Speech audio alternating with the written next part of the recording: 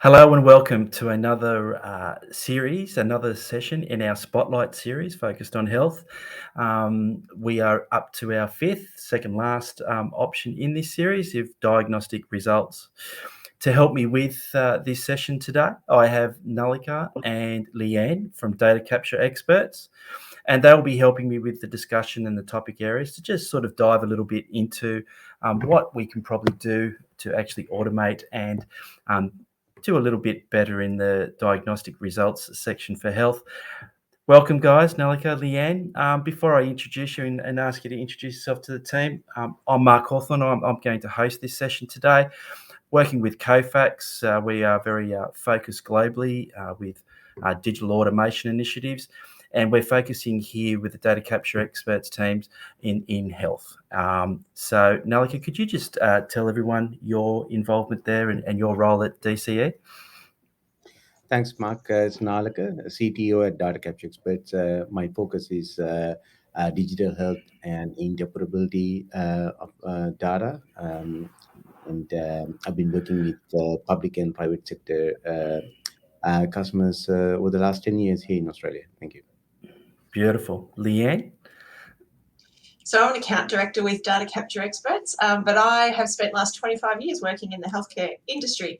And interestingly today, the first 15 years of my career in health were spent as a medical scientist working in pathology. So I've sat on the other side of this particular conundrum for a good part of my career, and then before swapping to the other side. So I understand both sides of this one. This is dear to my heart. Excellent, excellent. Well, let's get right into it. So I normally like to start, if people haven't been a part of this series before, to kind of give a general statement or a graphic to help us talk through and explain what we see in diagnostic results.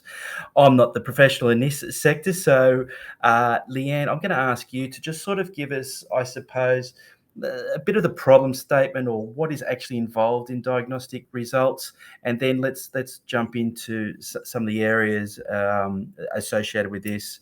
Obviously, see where we can do the automation and things like that. So, Leanne, could you just tell us what you see here when I show you this graphic? Thanks, Mark. So, diagnostic results, just to start with, what are they? So often we think of pathology, and I think of pathology because that's where I grew up. But it's not just pathology results. So it's also your medical imaging, your X-rays and ultrasounds and those sorts of tests, your diagnostic cardiology departments. You'll have other departments that do things like EEG testing, so and neurology testing. So there's lots of different diagnostics that need to be done in order to determine what is wrong with the patient and determine whether or not treatment's working and those sorts of things. So the whole way through the healthcare journey, diagnostics play a huge role in contributing to healthcare. So in pathology, so this particular image really is inside a hospital, but this all relates to people outside hospitals as well. So while you're inside a hospital, you are getting pathology tests or X-rays and other tests done, and those people ordering those tests need to see the results whilst you're in that hospital. But when you go to a GP, when you are going to a specialist clinic, when you're visiting a community health service, there will also be doctors there ordering diagnostic tests for you, and those results obviously need to come back in order for them to make the next steps and to determine the right treatment pathways or determine if treatment needs to be changed even. So often you might find that the system is an entirely paper-based system. So the doctors might be writing up those requests on a paper pad and handing you the copy to take to the local pathology provider or the radiology provider and get that done that way. Of course, when they do that on paper, no one else knows that they've ordered it because there's no copy of it kept anywhere. In other environments, so they have got some digital access, and so they might be placing those results in a digital way, but that's not necessarily shared. So the whole system can't see what tests have been ordered for what patient and when. And then, of course, so that's the ordering side of things. But then, of course, there's results. So when the results are coming in the bad old days when I started in pathology, all our results I had printed and either hand delivered or faxed. So some of that will still happen. There'll still be some being faxed around, a little less hand delivery these days to doctors' clinics, but still a little bit of it probably does happen in some places. so when those results are coming in, the doctors need to obviously review them, and so they need to know what's come in today and what's important. And when I'm seeing a patient, I need to be able to look at everything that's been ordered for that patient and see where the results are at. So whether the patient is in a bed in a hospital or in front of me in a clinic, we always need to see what's come in most recently. And so if we've got to dig around for paper, for faxes, for those sorts of things, obviously that takes loads of time, and there's every chance that we're going to miss something. And we're not going to see results. So with that, that problem, thanks for that explanation, Leanne. That kind of helped me.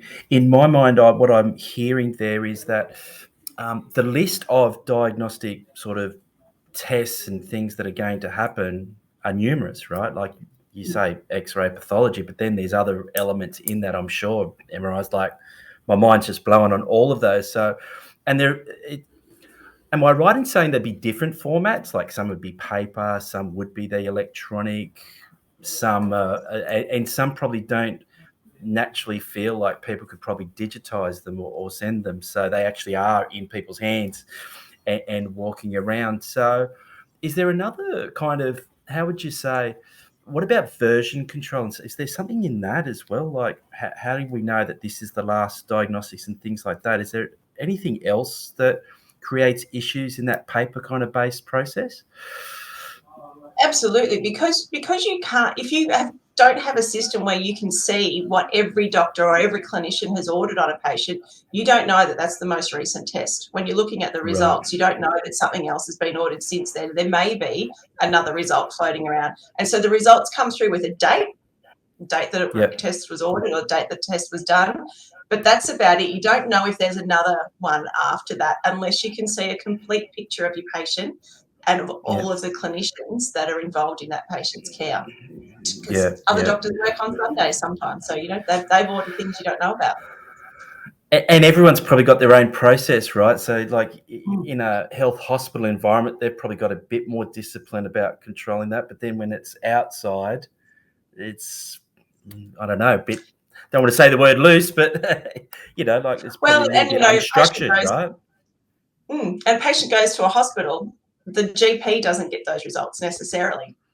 So when the patient goes back to the GP, then they don't know what tests were ordered and what those results were while they were in hospital every time. Sometimes they will if they've done a really nice discharge summary and included that, but that doesn't happen every time. So then the GP is probably sitting there going, I don't know what happened. I'll have to reorder those tests. And then we're duplicating the work, and the patient's having to have more blood taken than necessary. And that's a cost. It's a cost to Medicare. It's a cost to people. It's a cost to the health system. Yeah. No, I can see that happening quite regularly. So, Nalika, being in health and obviously with your digital technology background, how have you seen people try and make this a little bit more efficient? Is there technology and ways in which people should be looking at to try and address this problem? Yeah, absolutely. So, obviously, doctors make very important decisions based on the data and the information that they receive from lab. The purpose of technology in the area of physician order entry workflow is to make it efficient, rich in data quality, as well as reducing the turnaround times or cycle times. Sometimes some of these orders are internal orders. So there are internal orders and external orders. So when it comes to internal orders, that means to an internal lab system, and often there's a lot more opportunity to make it fully electronic via HL7, like messaging technology. That means that you can completely eliminate the paper and printing out of the whole process. When it comes to external providers, depending on the capability of the provider, sometimes you need electronic printing. Again, it must be done within the system itself as opposed to manual and paper-based. When it comes to the efficiency, the electronic medical record system is capable of capturing the information required for the order electronically, and often in the context of the treatment, like for those, or within the diagnostics, within the primary diagnosis of the patient.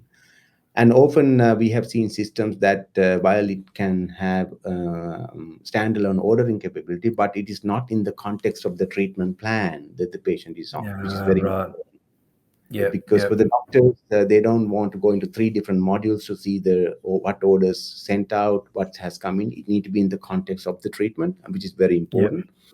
Yeah. And these orders often require electronic signature capability into the system, so of course. yeah.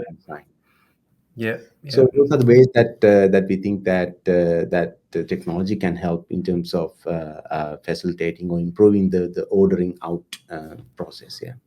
Yeah, that's interesting. Now, like the visualization, because I've never given anyone any medicine in my time, but I can imagine that when you're in that middle of that care, right, you're doing a couple of things, and obviously that picture, that single picture, or single source of truth is almost vital. Like I couldn't imagine having to go through different files and different bits of paper to try and get my brain to try and collate that information. It'd be great if I could get to that kind of digital experience and actually see that in one go. Leanne, with your experience as well, did you see? Is there anything else there that is, I suppose, the level of importance to capture this information together, to actually see it so that decisions can be made? Yeah, look, it's mostly about efficiency and being able to know that you can see everything that's being done on that patient. To be able to access it quickly and easily, though, is key. So if you've got, even if things are very digital, but you've got to go to 3 different portals to see, did my patient go to ACL, to Dorabitch, or to Melbourne Pathology, they've got to log into 3 different portals and look up that patient and see if they went there and if their results are there or not. So having to go to lots of different places to look for results, as well as knowing what has been ordered by the rest of the care team, are probably the 2 most important things for a clinician. They want to be able to do that quickly. They don't want to have to spend that time hunting around all of the time trying to find it. And I guess in addition to that, there are always still going to be some tests that are perhaps a little more specialised or a little more obscure, don't get done very often, and they need to be sent on to a specialist laboratory. So your big pathology providers might not do a certain suite of tests, and so they refer them out to a specialist lab where they will get done. And so those results are not in their digital system either. So the result is a paper result often that is faxed to the requesting pathology provider and also faxed to the requesting doctor. So you do still always end up with this little suite of paper-based results that will never come into your digital system. So you've got to find a way to manage those as well. So not only is there this digital sort of potential, I suppose, of being able to look at all your pathology results magically in the health system, but then there's still be these paper ones as well that come from other places. So what do you do with those, and where do you put them so that they don't get missed? And what about note taking? Is that something that is necessary in this stuff as well? How do you see that playing out digitally?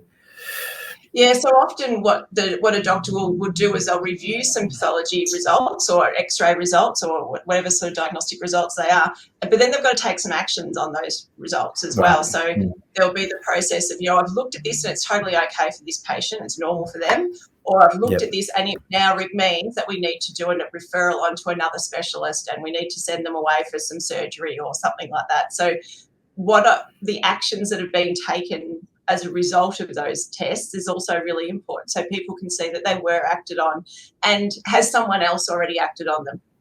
So that you're not doubling up, you're not both referring to the surgeon, or you're not both referring to the oncologist, but you need to know it's being done. So where do those actions go? And obviously you can jot that down on the paper version, but that's not efficient and no one else can see it. So you want to have somewhere that you can note those actions. And with the messaging, Nalika, I'm going to ask you a little bit to be a bit technical here. I'm thinking messaging and security. My question is kind of like, well, how do we know, or is there a way in which we can, guarantee or make this information shared securely? Because obviously it shouldn't be one-dimensional, right? My results are going to be shared and moved around. So how do you see that playing out, and what should people think about when it comes to security and what can be done? that's done in this area is obviously it to be done securely using secure messaging, and Yep. obviously we can't use plain channels of communicating the orders or the back the results. There's a lot of ways to secure these messages using the standards-based interoperability techniques, Okay. from authentication to authorization, and secure transfer of data in an encrypted manner, end to end. So we Yep. should always follow those standards when it comes to the networking and the security side of the things. Yeah. Yep. And And in addition to that, obviously, there's a lot of advantages in electronically handling these results that's coming through from the external systems into the internal electronic medical record system. And and often the advantage of using electronic workflow means that we can match the results into the orders as well, automatically through the system. If it was originated from the EMR, then we should be able to match the results back into the order so that it's closed looped. yeah, And yeah, as Leanne mentioned, and within we can also mark what are the normal results and what are the abnormal results that has come through, and let the system alert the clinicians around the abnormal results and ability to make tasks and obviously action list based on the result category. that's excellent. Yeah, so I can really see some real benefits in digitizing this process, and obviously, depending on, I suppose, the service or the people applying, I suppose, the results and all of the type of care that needs to happen in the follow up from the diagnostics. People will probably want workflows handled a little bit differently as well, right? Like I'm assuming there'd be some type of need to say, well, how I deliver a service after this result is to do X, Y, Z, and 1, 2, 3 or something. So having that security and collaboration, to me, do you see that happening digitally in health, Leanne? I mean, like, to me, it sounds like it's all word of mouth at the moment, but do you see an opportunity for this to be digitized as well? Absolutely, and I think what we're talking about here is good quality care coordination. So if you've got Right. a particular cohort of patients, and for that particular group of patients, you always take a certain test every 6 months, and you see the patient, every 4 months, and you ask them to, do an assessment every 12 months or something.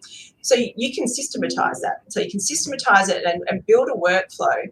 That means that the system will tell you at the 6 month mark the patient needs a request form for whatever the test is, and at the 4 month mark, they need another appointment with their specialist. And so if you can build a workflow in your system, it takes away a lot of that word of mouth and a lot of the manual thinking or the manual documenting around, when is that patient due back in again? And it also gives the patient some reassurance that they know these things are coming up and that the system is going to help guide those things so that every step of the way that I guess it's a safety net, isn't it? So rather than relying on, the doctor to remember where are we up to in our cycle with this patient, or the patient to remember where am I up to in my cycle, the system can provide a bit of a safety net because it can trigger these particular actions to happen at particular times. And so you can have that, affect your diagnostic results, but also your appointments and all the other things that flow on from that. Because diagnostic result on its own doesn't do anything. You've got to have the follow-up appointment or the follow-up assessment to know what needs to be done next. Yeah, it just seems like I'm visualizing all of these results just floating around in the ether with paper and the challenges that it seems like health just take for granted that that's what they have to deal with. But there are digital opportunities for them that they should explore, because if you do these faster, quicker, better with more accuracy and transparency, you're going to deliver a better service, right? A bit better level of care. That's right. And then, your clinicians can concentrate on treating patients rather than chasing bits of paper or doing all this sort of administrative stuff. You really want your clinical staff, and especially in this day and age where we've got shortages of doctors and nurses and allied health professionals across the whole country, you really want them to focus on the part where they're doing the patient care, not the part where they're hunting around for results and in bits of paper and stuff. That's just great. It's a crazy use of resources. That's fantastic. Listen, I'm going to wrap it up now for the audience, because we're trying to stick to that 20-minute timeline. I could keep talking, I think, for another 20 minutes on this, because I can just see a lot of opportunities to automate and digitize these diagnostics for a better result, obviously better outcome for patients and patient care. But as a process, I suppose this is all, how would you say, needs a business case of some type to get this on the agenda, I suppose. And I believe you've got a way in which you can help people or provide some assistance in that, Leanne. Is that correct? Absolutely. If you get in touch with us, we can organise a strategy session with a health service, with a community health service, whatever it is that you are, and we can talk through your issues and what it is that you're looking for, and we can offer you some options around what's available to you. If you haven't gone down this path before, tell us what the problem is and which bit you want to solve or improve, and we can help you work through what some options are for you. And I guess provide you with some of the benefits that you'll get out of that, so you can add that into your business case that we all know we have to do. That's great. So people that still like to use the QR code, we've got a code up there for you to book that consultation, or obviously send an email via sales.anz@cofax.com. Once again, Leanne, Nalika, always appreciate your involvement in these sessions. If you haven't seen the other sessions, please, by signing up to this recording, the other past sessions will be available for you to download and watch. And the last in our series is going to be in the back office, following up with the accounts payable function. So look forward to seeing you in the next and the last in this series. Thank you again for your attendance.